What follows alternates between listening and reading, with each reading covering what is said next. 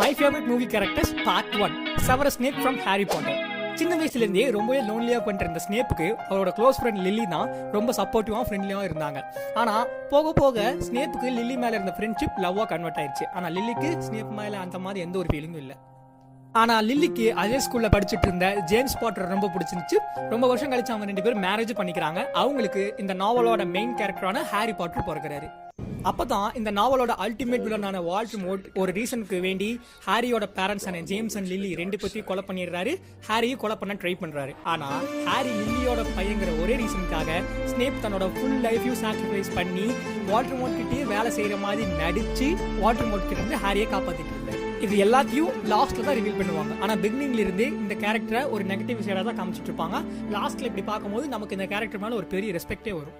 இந்த கேரக்டர் கிட்டது நமக்கு என்ன டேக் வேணா, நமக்கு ஒருத்தவங்க ஜென்யூனாவே பிடிச்சிருந்தாலும் லவ் ஆர் ஃப்ரெண்ட்ஷிப் அவங்களுக்கு நம்ம மேல